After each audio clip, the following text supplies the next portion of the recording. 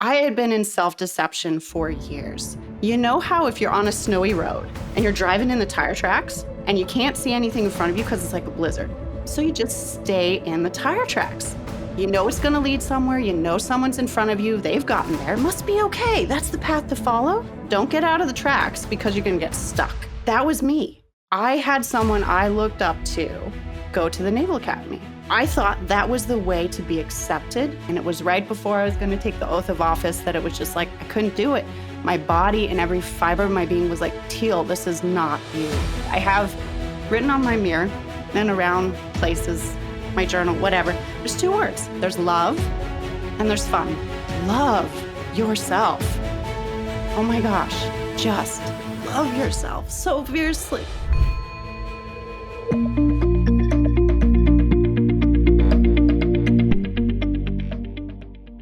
You're listening to the Transform Your Life from the Inside Out podcast. This is an interview with a former TCP student. Her name is Teal Shoop, and she's going to share her story with you about how, through working with me in a transformational coaching program, she literally busted through multiple decades, as she says, multiple decades long cycle of depression and hateful intentions toward herself. She actually left behind a toxic corporate career. She healed her body and became a mom, and now she helps other women as well raise their frequency so that they can create what they want in life. So this is going to be a juicy episode, and if you want to see how she broke out of a toxic career, healed her body, and actually left behind decades of depression and hateful intentions, keep listening. Okay, so we're back and we're digging in with Teal. Teal, thank you for being here today. I really appreciate it, and it's nice to see you. So nice to see you too, Jim. Always just a joy. Always a joy. Thank you so much for agreeing. And when I put out the call for people that wanted to be on the podcast, you're one of the first ones that reached out. And even though that I know you through our work together, I did not know that you had suffered literally, you said decades long or a decades long cycle of depression. So let's just dig in there and start there. Tell us about that, if you would, to whatever degree you're comfortable. Yeah, no, sure. It's so funny. I mean, you're not the only one that didn't know, right? So many, I think, people go through this and it's sort of a hidden thing, right? Wait. We go through what? You meaning We depression? go through like our mental health challenges, depression, or having really a lot of challenges in our own life, and other people don't know about it because we look so put together on the outside, right? Even my husband didn't know until very, very recently. But for me, my cycles of depression started, I mean, I know when it happened, like boom, down to the minute, basically, when I was 18.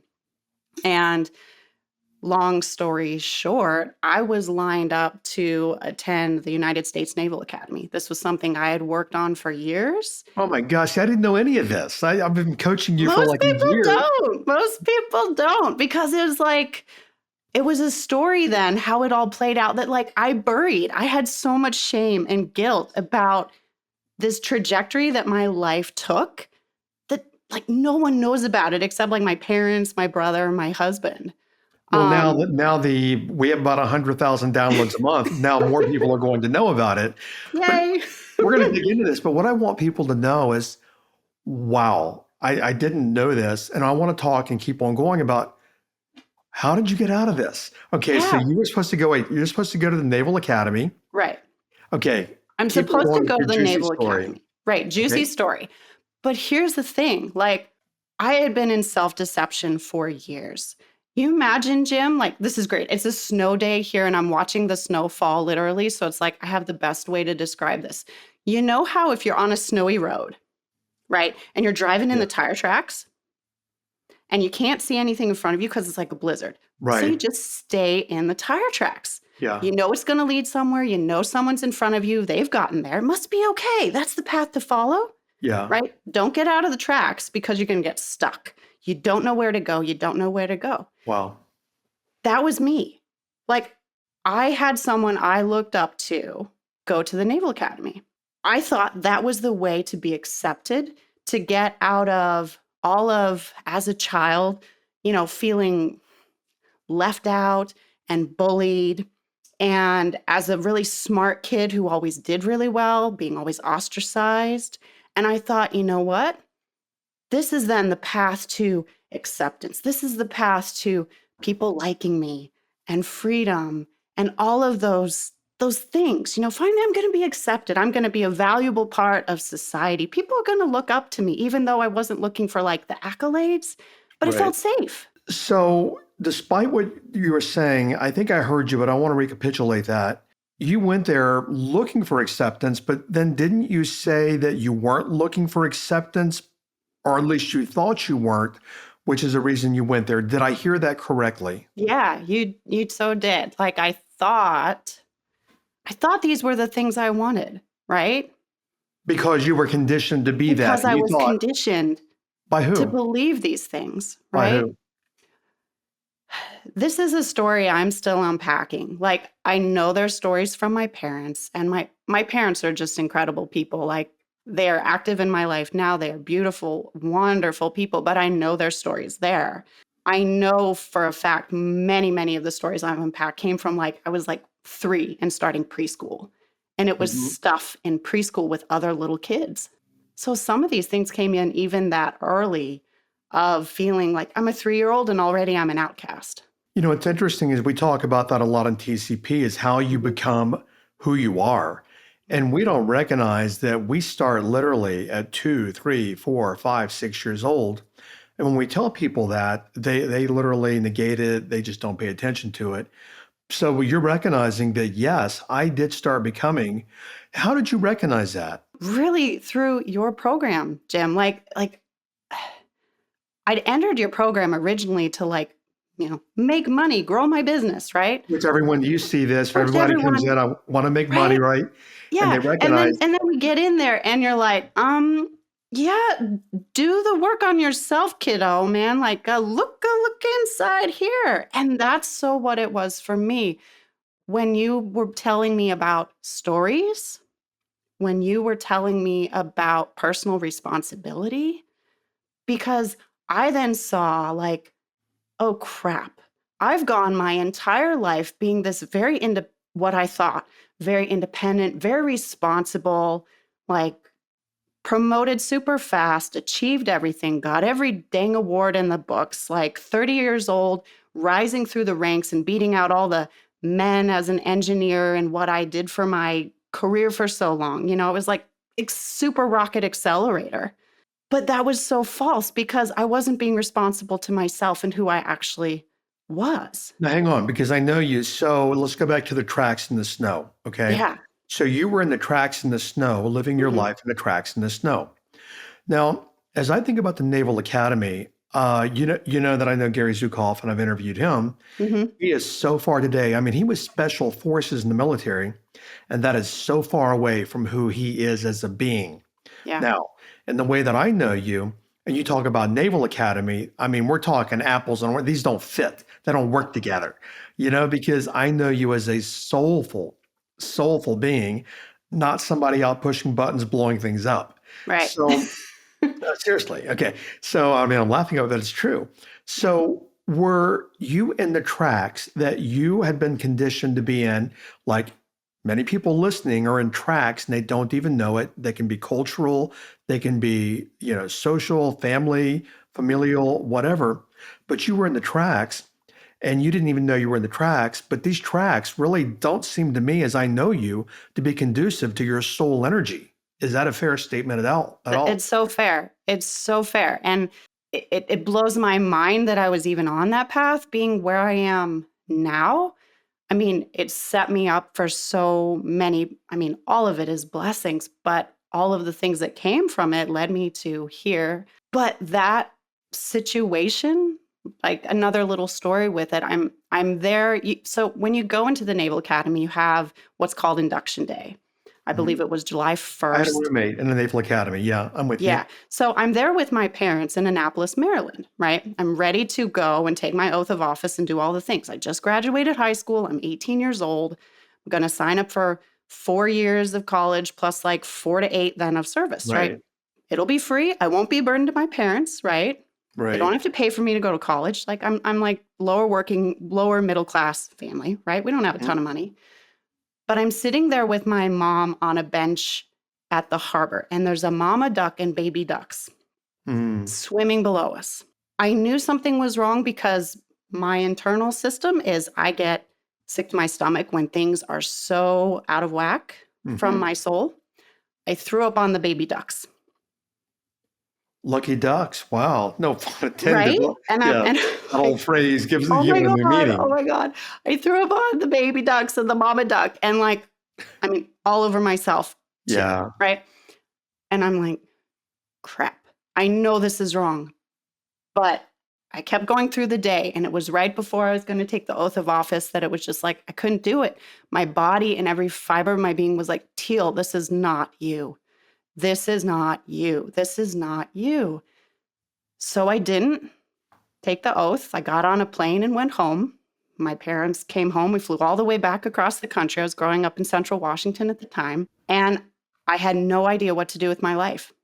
None. Like this had been my trajectory for years now because you prepare a lot to go in to the Naval Academy. Well, in terms of your identity and psyching yourself up, Everything and this is who I am, and this is my future, so blown then up, everything came gone. like unraveled. Now, before you keep going, in my experience of having clinical depression a couple of years later than you, I was 22 or 23. I had clinical depression, panic attacks, and anxiety attacks. You had mentioned depression. I did not know. I mean, because my all of my work's been with you. You've been very quiet, but you're seen. I mean, you show up. But I did not know. This is fascinating. I did not know this. Do you think the clinical depression, or the depression as you call it, came from such a refusal to acknowledge who and what you were and how you are at a soulful core level? Yeah, it was completely with that. And the story from all of this exploration over this over the past years and then working with you was this story of my mistakes hurt other people. Mm, And talk about like anchor chains and guilt and shame of like, I have to be perfect. I can't make mistakes. I've failed here. Now, what do I do with my life? And how is this going to reflect on my parents? Are they going to have to pay for me with money they don't have? It just, I couldn't get out of my bed. Now, hang on, hang on. So I would assume, and you said it in some way, that you were experiencing a lot of shame by letting your parents down because they were probably pretty proud their daughter's going to the Naval Academy. So Mm-hmm. they get all puffed up and they're all excited and all proud. I mean, we're humble people, and look what happens. Our daughter's amazing. And then you don't do this. Mm-hmm. And then you go a different direction. So I would Right. assume a whole lot of fear, as you just said, letting my parents down, but a whole lot of shame came with that. Yeah. Which is so funny because now when I've talked with them, they weren't that way at all. But isn't it amazing how, as kids, we can look at our parents even through glasses that the world Yeah. has given us, thinking that, like, don't let your parents down. Don't let them, feel shame or guilt about you and what you do, right? Your representation of your Right. parents. But then I saw that's a world story. That wasn't even my parents' story, but I'd had attributed that story to my parents. And they were nothing but not completely supportive and fine. Like they're very well adjusted people. They I didn't want to carry that. accentuate that for a moment. We try so Yeah. hard to make our parents proud. When I was in Mhm. college, I had an internship in the governor's office in Texas, and the local paper printed it and all that. And then all the local people read it, and they said things back when politics was at least a little bit honorable, you know. and, my parents were all proud. Their son was doing things and he's going places, and I didn't want to do anything to disappoint my parents because I wanted them. I didn't recognize it then as I recognize it now, is I didn't want to disappoint them in me, but I liked how proud they were of me. Mm, And so we yeah. have these stories at that age and even younger Mhm. of, if we please our parents, they're going to love us and we're going to be accepted and we're going to get the pat on the head. And Yeah. many people listening live in this very same bubble, not even knowing they're living in the bubble. Right. So, okay, Right. so you had the clinical, or I keep calling it clinical because is a distinction between being in a funk and Hmm. literally verifiable clinical depression.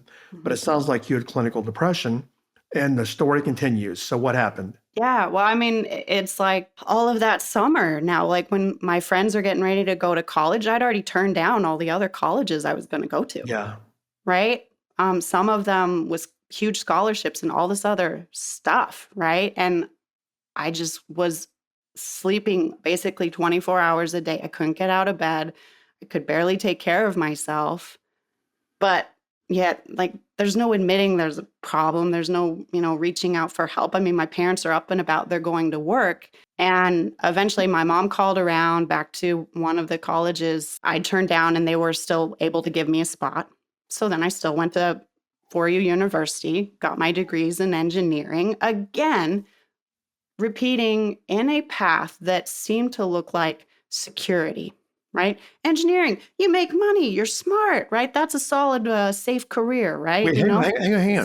What's Sciences. different is, or Mm-hmm. not noticed here by maybe some people, and it's Mm-hmm. still prevalent today, engineering and like the technological field is male dominated. Yes. I mean, even like here in my company, when we're hiring tech positions, 8 out of 10 applications are males, not females. Yeah. So, was there a certain level of pride associated that, oh my gosh, my daughter's going to be, and you even thinking, I'm going to be an engineer now in a Mm. man's world?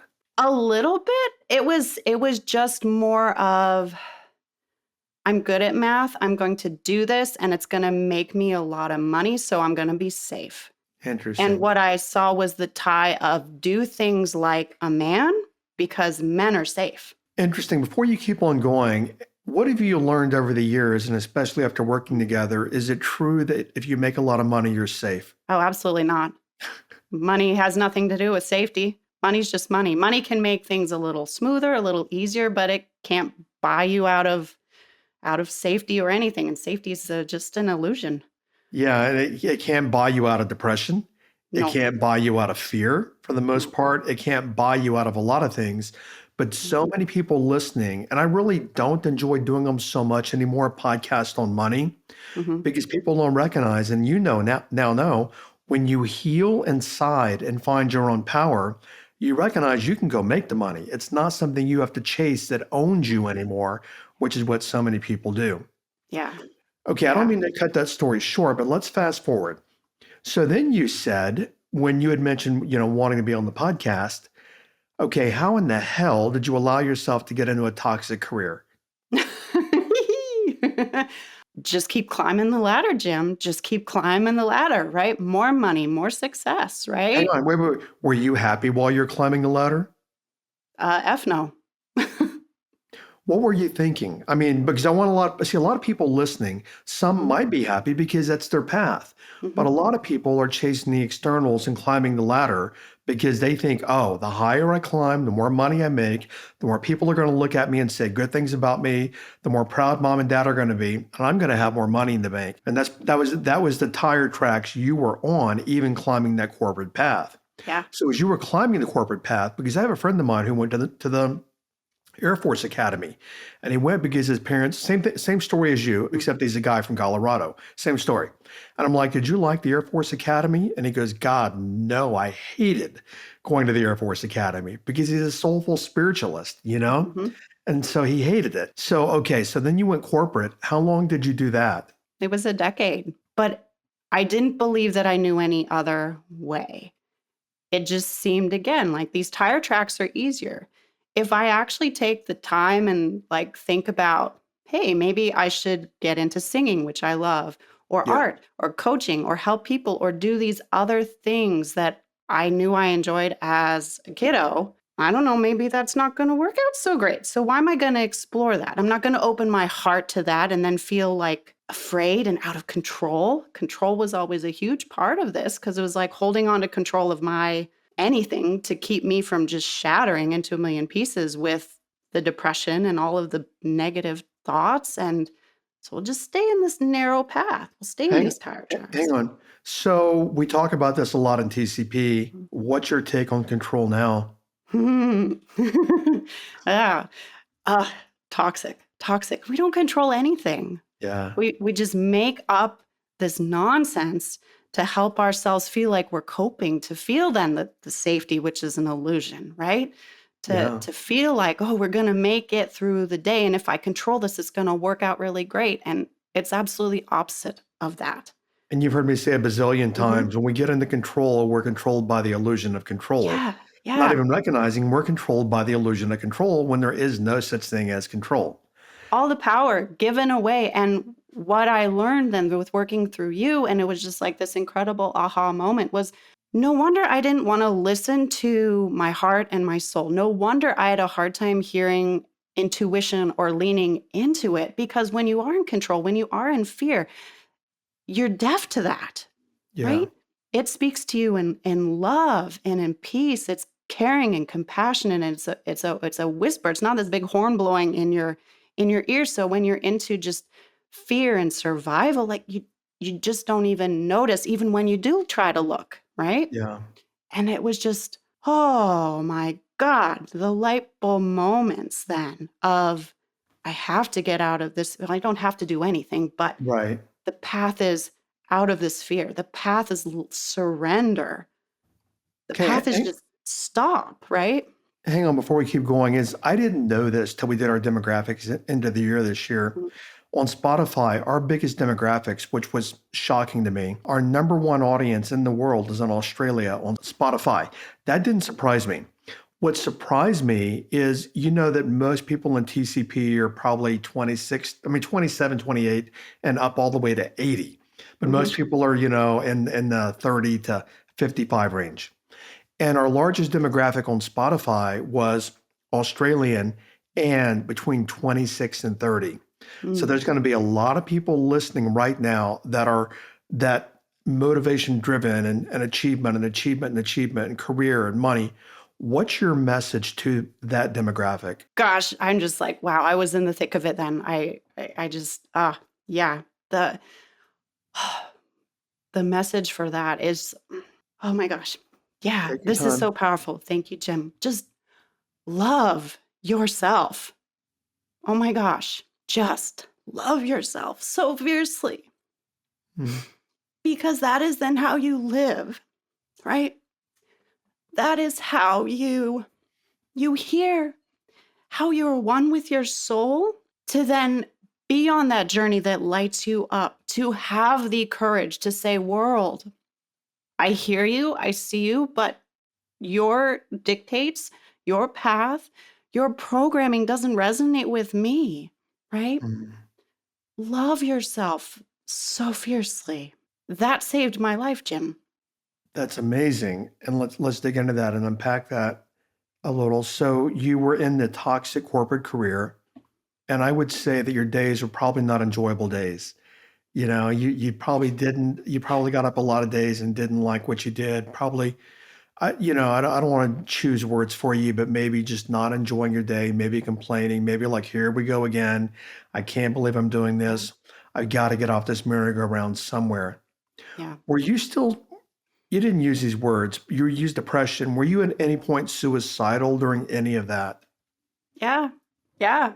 Definitely. It was before I quit my career, I was leading a major international project. I was a professional senior project manager and doing, $100 million international projects, leading teams. And to suffice it to say, the project had been set up to fail from the start through some interesting leadership and contractual choices. And they're on a witch hunt, and they're looking for someone to hang up for how Mm. badly it is going. Never mind that I was like one of their top performers in this company, but they're going to hang it up on me. And the just mental and emotional abuse and toxicity from what had once been a supportive leadership to you in a company, Yeah. they turned on me.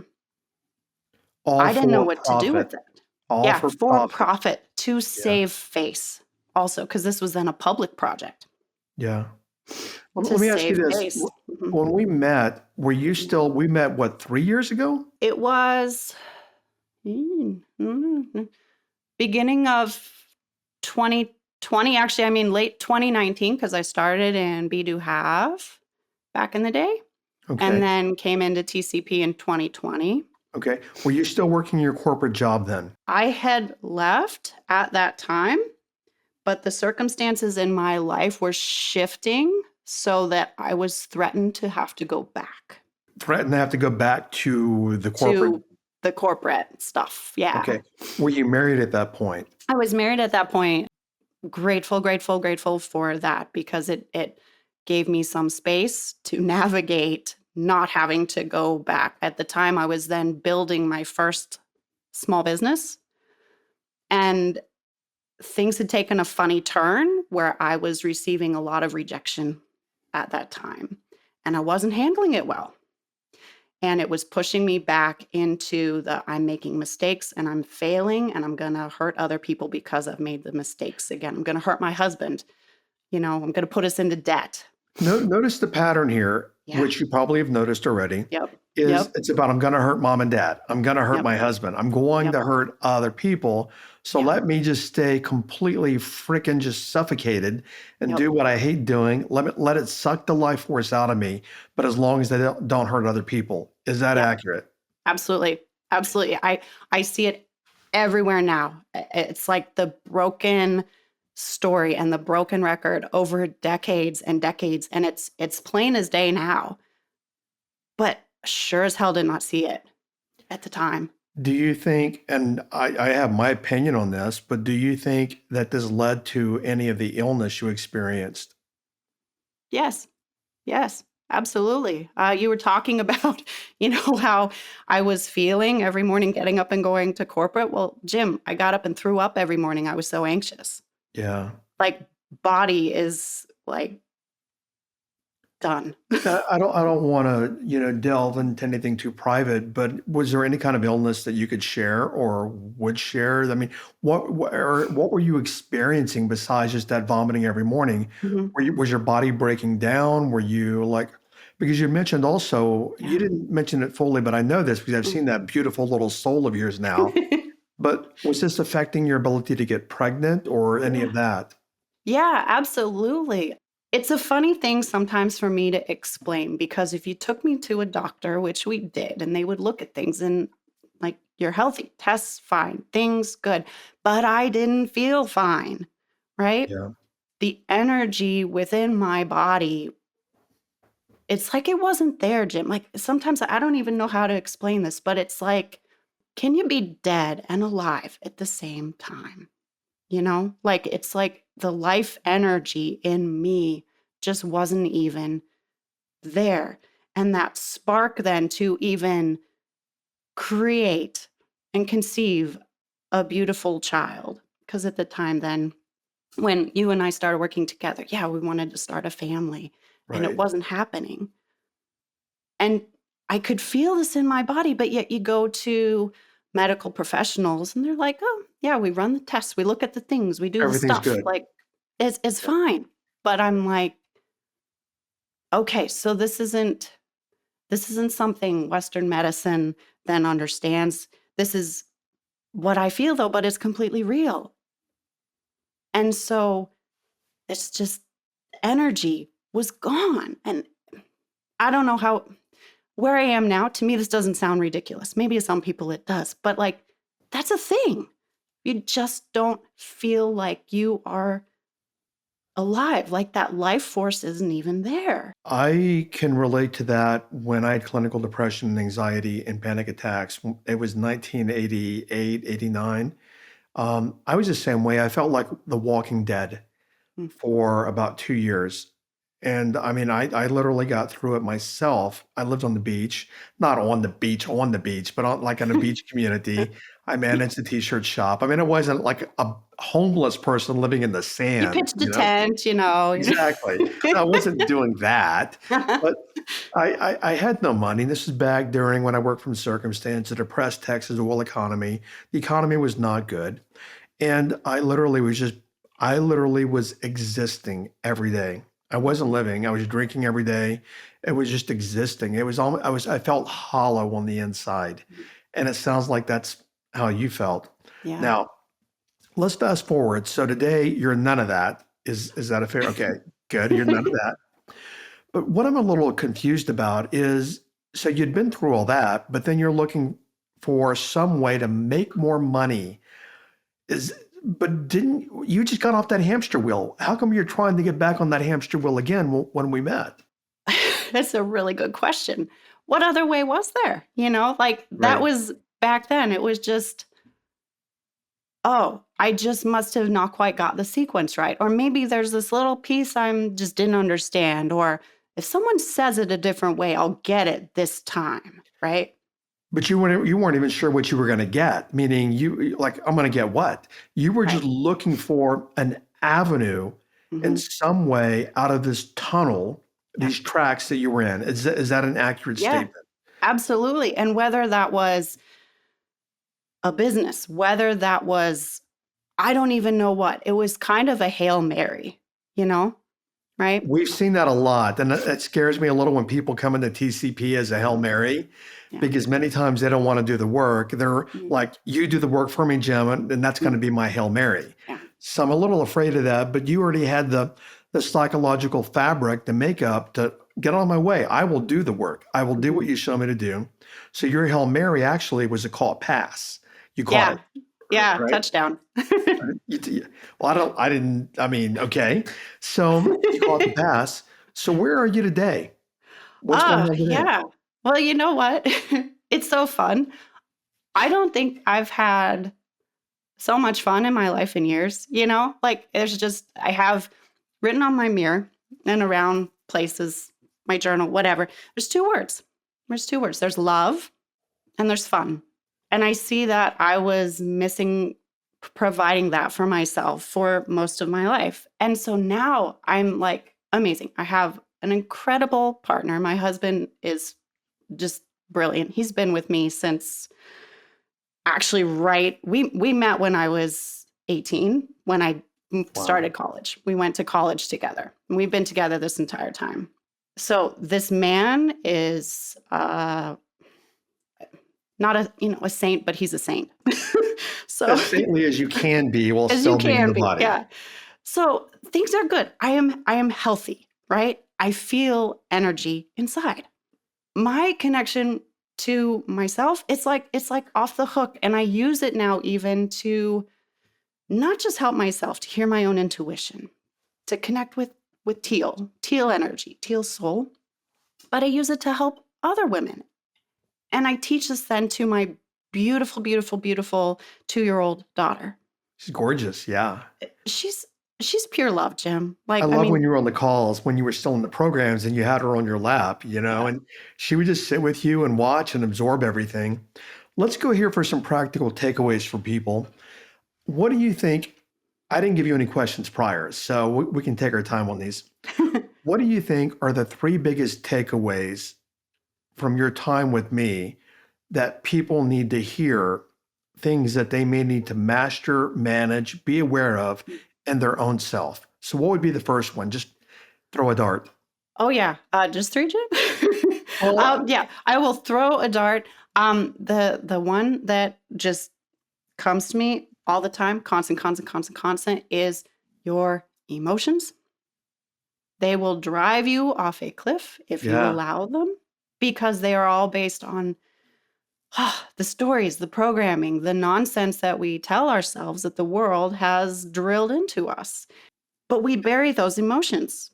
We ignore them, or we make them mean things to suit purposes that feel comfortable or convenient. Okay, so hang on. That's one. And you've heard Hmm. me say in Yep. TCP, which I learned from a coach of mine many years ago, Dr. Lori Emery, but Don Javier says it as well. Don Hmm. Javier says, if you spend your life in your emotions, you're wasting your life. Hmm. Now, Lori's a lot nicer about that. Lori says, if you get into your emotions, you're going to find yourself in the ditch. Yeah. And Yeah. so many people out in the world live their entire life in their emotions and wonder why things aren't going well.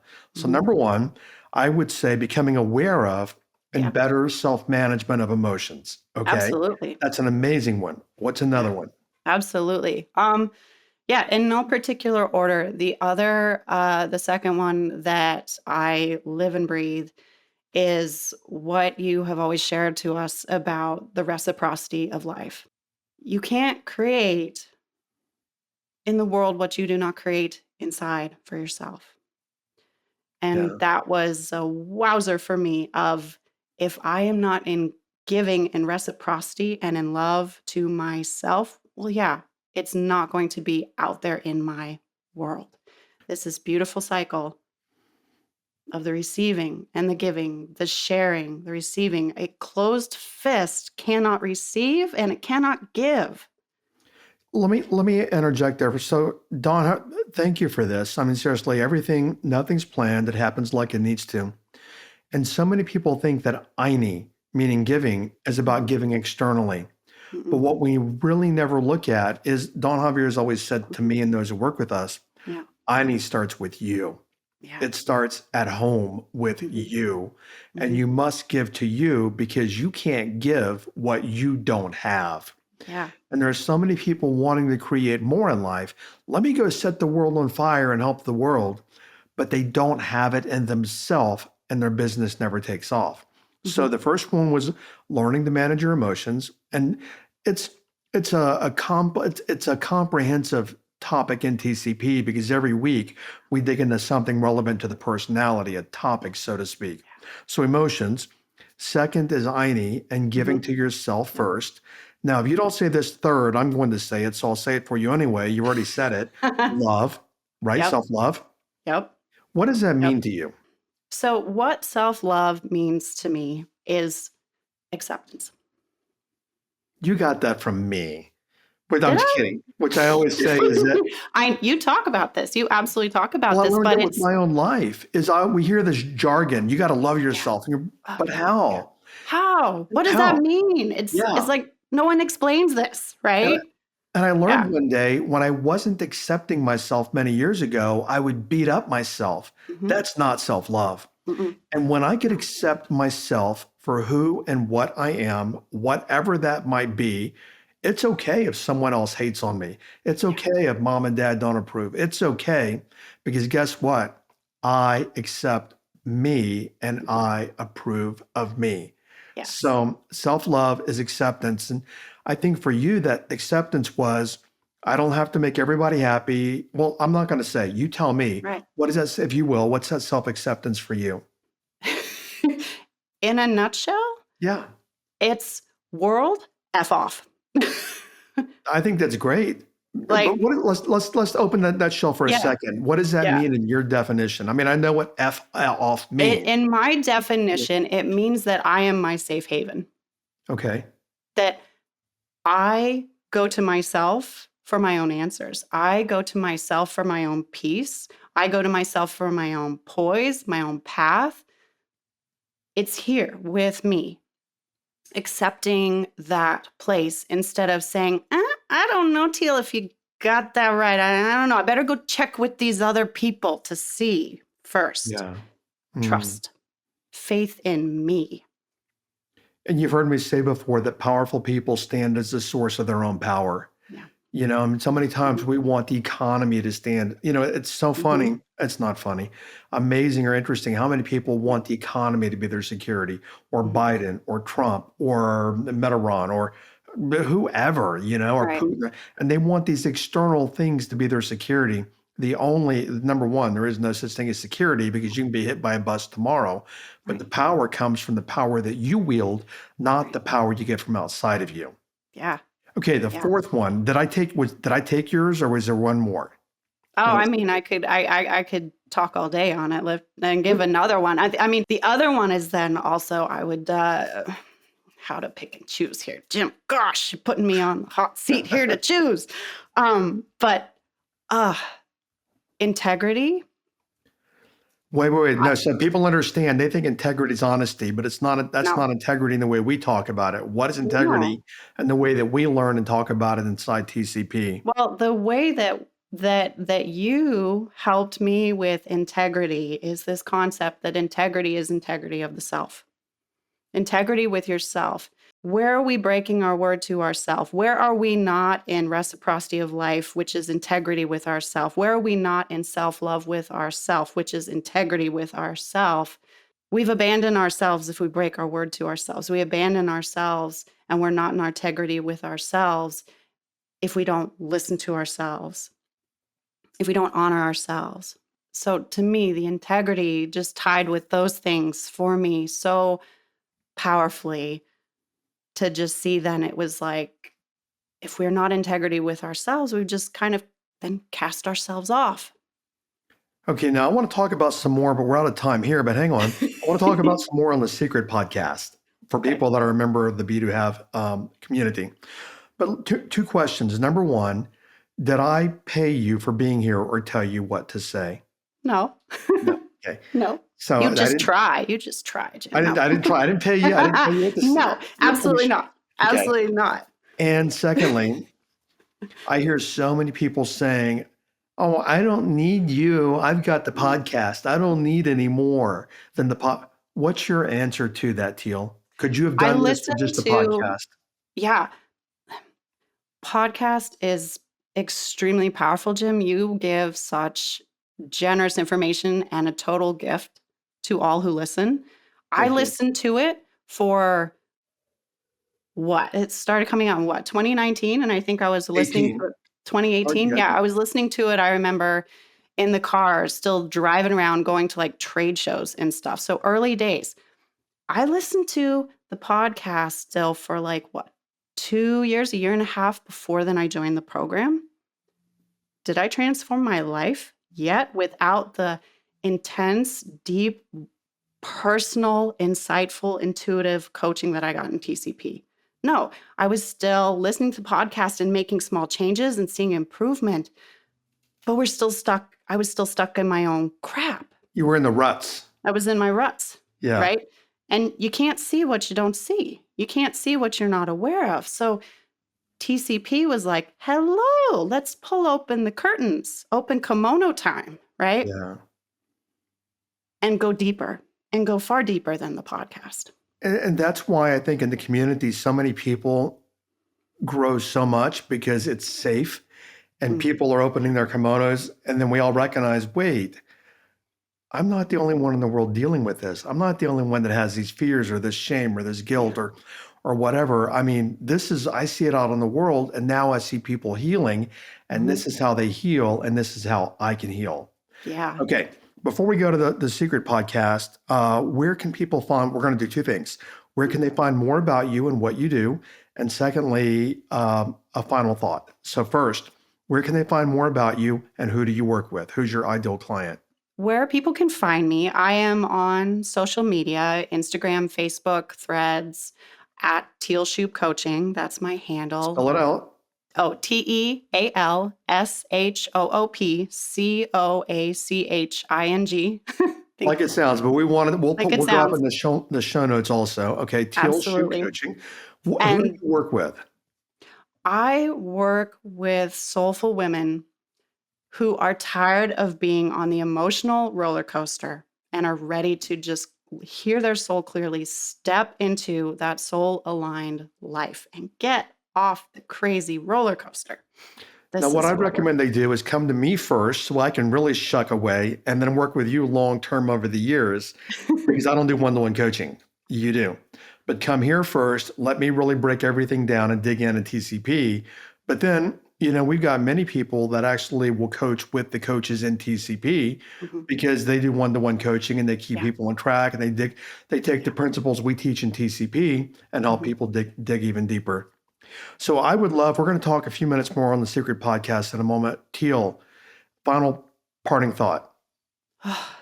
Final parting thought is just where I live from every day.